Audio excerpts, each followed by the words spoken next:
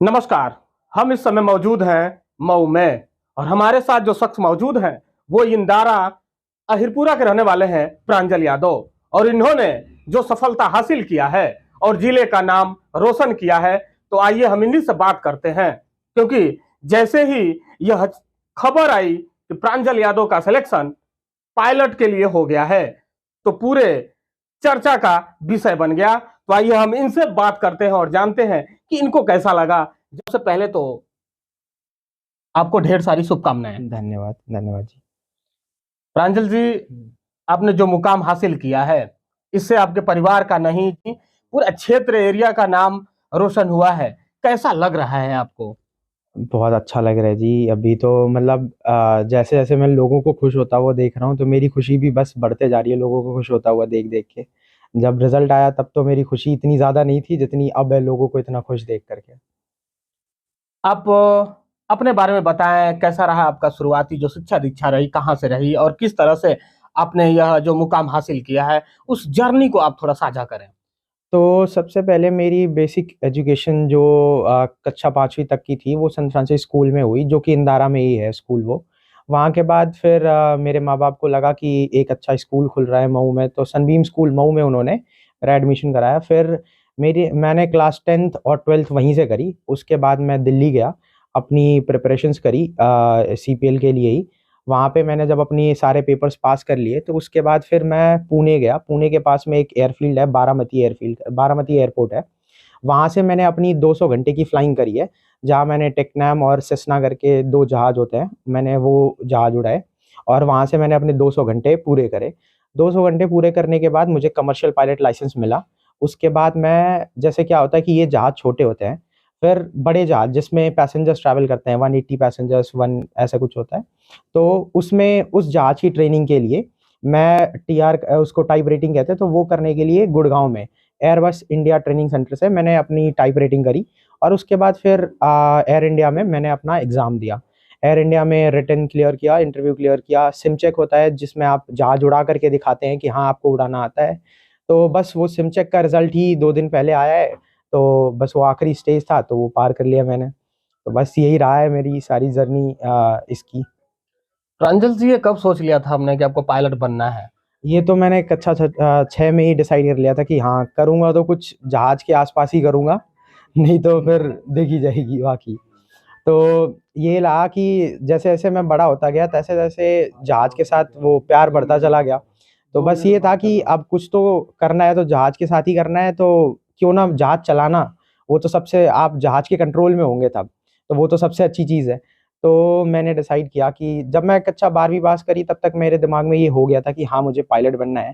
तो मैंने बस उसके बारे में पढ़ना स्टार्ट कर दिया, लो चीज़ें खोजनी शुरू कर दी कि कैसे करना है, बस वही था। जिस उम्र में लोग कागज का जहाज बना के उड़ाते हैं और आप उस उम्र में ये सोच रहे थे कि हमें जहाज ही उड़ाना है, ये ख्यालात कैसे आए आपके मन में? ये मैं कहूँगा कि मेरे घर वालों ने, जैसे पढ़ाई-लिखाई के लिए मुझे कक्षा 6 में ही, जब इंटरनेट इतना आम नहीं था, तब भी मेरे माँ-बाप ने मुझे इंटरनेट और कंप्यूटर दे दिया था कि तुम देखो, तुम चीज़ों को सीखो। तो मैं जब इंटरनेट से जुड़ा, तो मुझे ज़्यादा चीज़ें पता लगी, वर्ल्ड के बारे में एक पर्सपेक्टिव मिला कि ये चीज़ें भी होती है दुनिया में। और मैं देख रहा था कि सारे लोग इंजीनियर, डॉक्टर बन रहे हैं। मेरे माँ-बाप का भी मतलब ऐसे कभी ये नहीं था प्रेशर कि तुम इंजीनियर, डॉक्टर बनो। तो मैंने इनसे बात करी कि भई मुझे ऐसे करना है, मेरा वो प्यार है। और मेन ये रहा कि इंटरनेट ने मुझे बताया कि आप ऐसा कर सकते हैं, आप ये भी कर सकते हैं।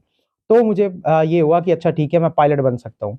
तो मैंने तब ये डिसाइड किया कि हाँ ठीक है, पायलट बनता हूँ मैं।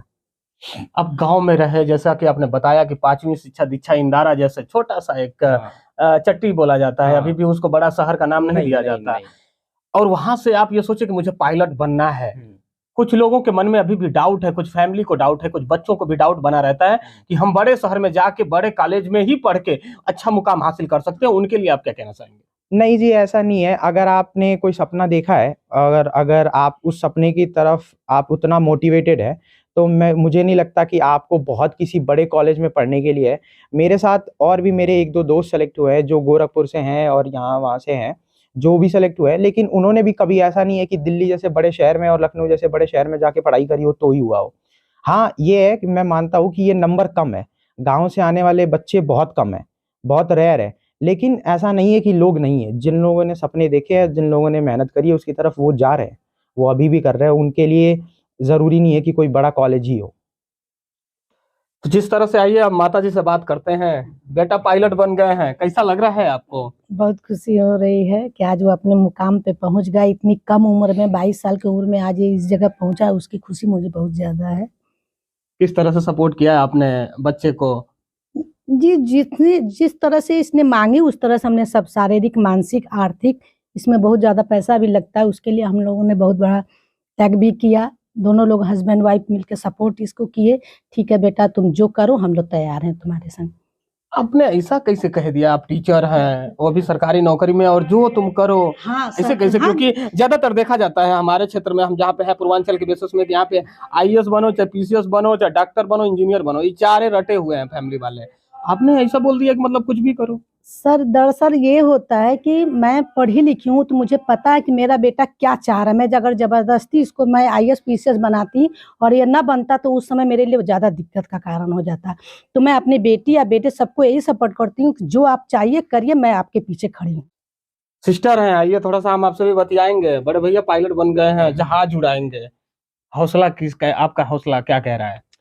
छोटी उम्र से ही भैया तो हमेशा मतलब पढ़ाई में भी और सब में इंस्पिरेशन रहा ही है, तो मेरी भी कोशिश रहती है कि उसको फॉलो करूँ। आज तो बहुत ही खुशी की बात है कि भैया का भी करियर सिक्योर हो गया है, तो हाँ बहुत खुश हूँ। भैया नाम रोशन कर दिए हैं, आप क्या करेंगे फिर? क्या सोचा है आपने? देखते हैं, अभी तो 12th पे ही फोकस है।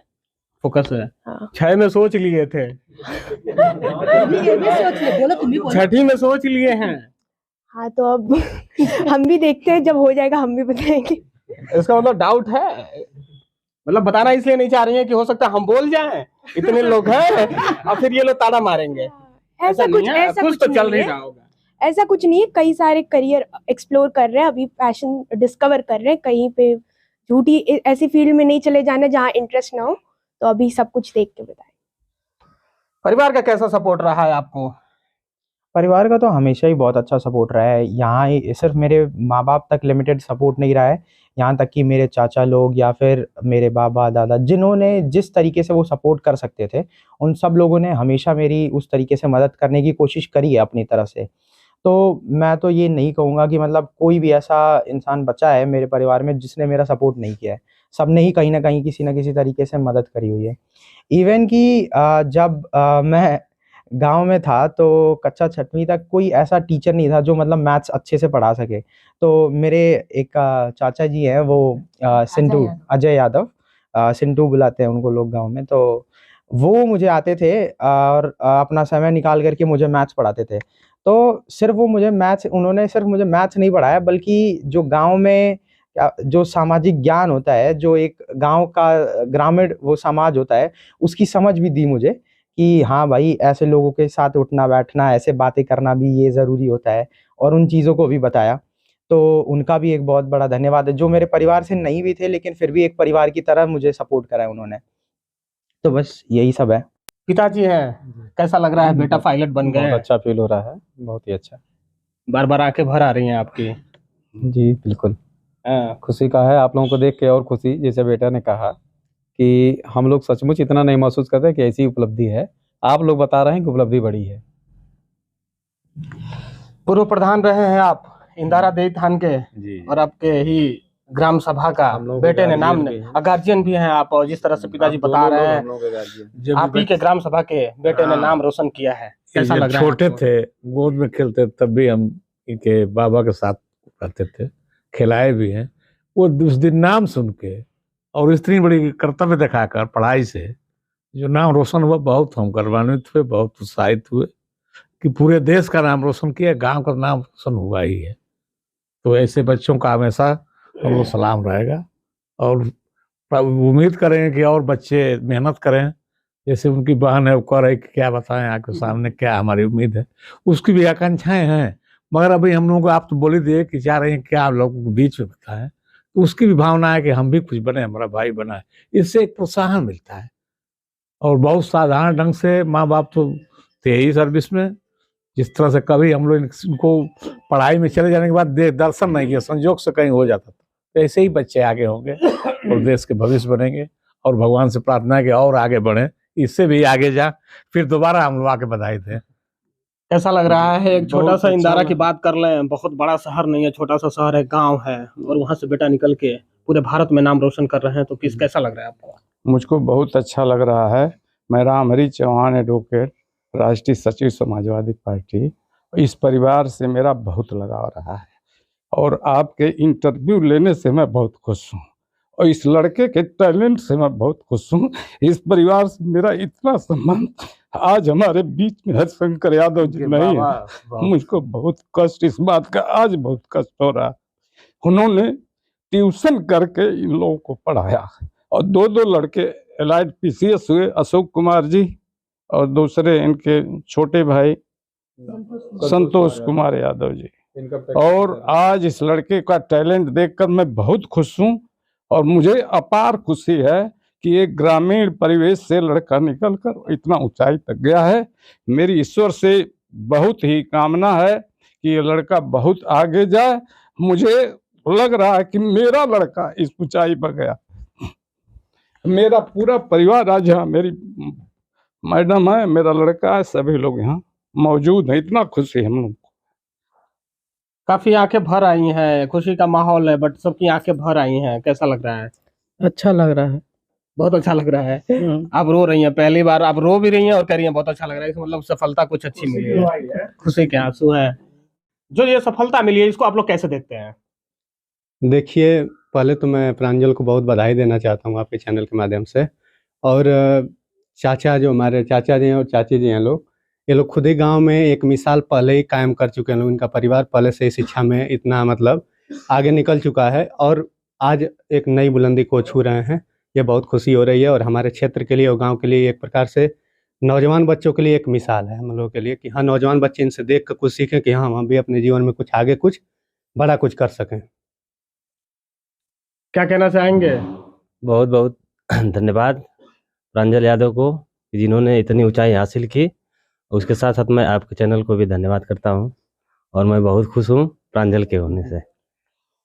बहुत सारी बातें नहीं करेंगे, लंबा हम बातें कर चुके हैं, मगर एक बात से मैं अपनी बातों को खत्म करूंगा कि खुशबू लिबास से आए तो क्या आए, खुशबू लिबास से आए तो क्या आए, खुशबू किरदार से आए तो बात बने, खुशबू किरदार से बात बने। ये थे इंदारा दे अहिरपुरा के रहने वाले प्रांजल यादव, जो पायलट बनकर अपने घर का ही नहीं, अपने परिवार का नहीं, अपने क्षेत्र का नहीं, पूरे जनपद का नाम रोशन किया है। तो जो लोग भी इस वीडियो को देखें, ये सीख है कि आप गांव में भी रहकर जहाज उड़ाने के सपने देख सकते हैं और उस मुकाम को हासिल कर सकते हैं। बस आपका सपना देखना और उसके कार्य करने का जो प्रेरणा है और उस राह पे चलना, बस यही आपको ठानना होगा। आप बने रहिए हमारे साथ, हम ऐसे हर एक शख्स से रूबरू कराते रहेंगे। आप देख रहे हैं मऊ तक, मैं संजय, नमस्कार।